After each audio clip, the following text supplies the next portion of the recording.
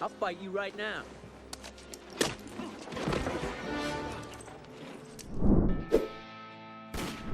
Howdy folks, let's settle up and right back to the Wild West as we dive into the life of a sheriff during those rough and tumble days. Picture yourself walking on dusty streets around wooden saloons and the ever-present tumbleweed rolling by. Our story starts with the man of the hour, the sheriff.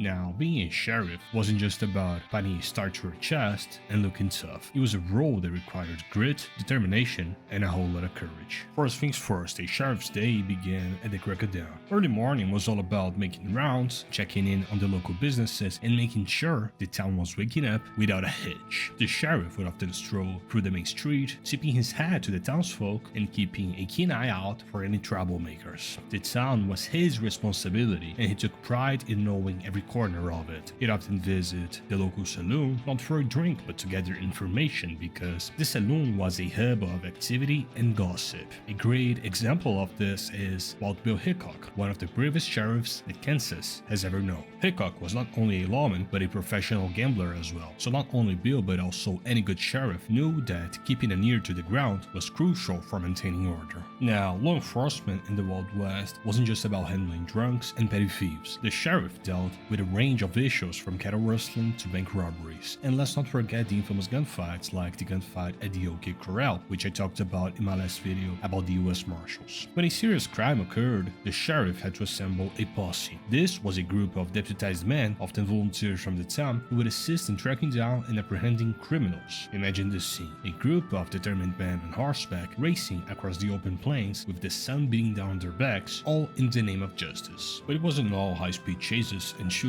A lot of the sheriff's work was actually quite bureaucratic. He kept detailed records of arrests, bounties, and legal proceedings, and he also served as the town's peacekeeper, mediating disputes and ensuring that the law was upheld. This often meant long hours at the desk writing reports by candlelight. It was tedious work, but crucial for maintaining order and keeping the higher authorities informed about the town's status. One of the sheriff's most challenging tasks was dealing with outlaws. The Wild West was teeming with notorious figures like Jesse James, who was shot and killed by Robert Ford, a member of his own gang trying to collect the $10,000 bounty, which would be around $300,000 nowadays, and Billy the Kid was brought down by Sheriff Pat Garrett, as I also broke down in my last video. Now, every time an outlaw was in the area, the tension in the town would rise. The sheriff and his deputies had to be constantly vigilant, ready to defend the town at a moment's notice. This often meant sleepless nights and endless planning. He had to think like a criminal to outsmart them, which was no easy feat considering the cunning nature of many outlaws. The sheriff also played a vital role in the community beyond law enforcement. He was a figure of authority and respect, often acting as a mediator in personal disputes and a leader in community events. He attended church services, town meetings, and social gatherings, always reinforcing his presence as the town's protector. His involvement in the community helped to build trust and ensure that the townsfolk supported him in his efforts to maintain law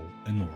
The living quarters for a sheriff were usually modest. Many sheriffs lived in the jailhouse, a simple building that housed the cells for prisoners and a small office space. This close proximity to the jail meant that the sheriff could respond quickly to any disturbances, but it also meant living with the constant threat of escape attempts or attacks from associates of jailed criminals. The life of a sheriff was one of constant vigilance, and the weight of responsibility was heavy. Now, one very interesting tale about a bank robbery gone wrong is the tale of the infamous Dalton Gang and the brave sheriff Charles T. Conley, who became a local hero in the dusty town of Coffeyville, Kansas in 1892. It was a brisk October morning when the Dalton Gang, a notorious group of outlaws led by brothers Bob, Grad, and Emmett Dalton, rode into Coffeyville with a bold plan to rob two banks simultaneously. The Daltons were well known for their audacity and cunning, having pulled off several successful heists before, but today they were about to meet their match. The town of Coffeyville was just starting to bustle with activity as the gang split into two groups. Bob and Emmett headed to the First National Bank, while Grant, Bill Power, and Zeke Broadwell made their way to the Condom Bank.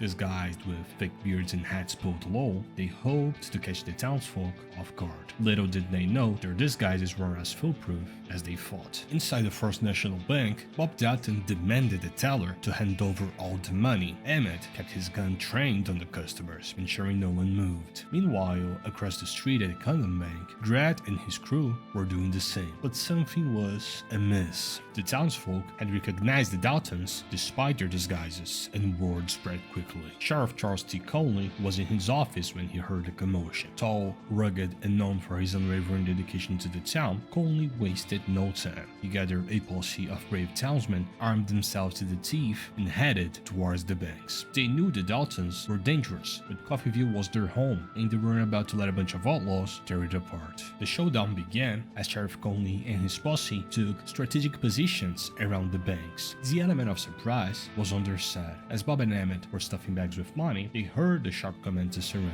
Chaos erupted as bullets started flying. The gang, realizing they were cornered, fought back fiercely. Outside the First National Bank, the shootout was intense. Sheriff Conley, leading his men with steely determination, exchanged gunfire with Bob Dalton. The air was thick with smoke and the sound of ricocheting bullets. Despite being outnumbered, the townsman's resolve was unshakable. Bob Dalton, realizing the tide was turning, tried to make a run for it, but was shot down before he could reach his horse. Across the street at the Dalton Bank, Grant Dalton and his men faced a similar fate. The posse, now emboldened by their success, pressed their advantage. Grant, known for his brutal methods, fought back with all he had, but he too fell under the relentless fire of Sheriff Conley's men. Bill Power and Dick Broadwell attempted to flee, but were swiftly cut down by the townsmen's fire. Emmett Dalton, wounded but alive, tried to escape, but with no luck, he was captured. The Dalton Gang's audacious plan had failed spectacularly. The aftermath of the shootout left Coffeyville shaken but victorious. Sheriff Conley, though injured in the exchange, became a hero. His bravery and quick thinking has saved the town from what could have been a devastating robbery. The Dalton Raid, as it came to be known, was a stark reminder of the perils of the Wild West and the indomitable spirit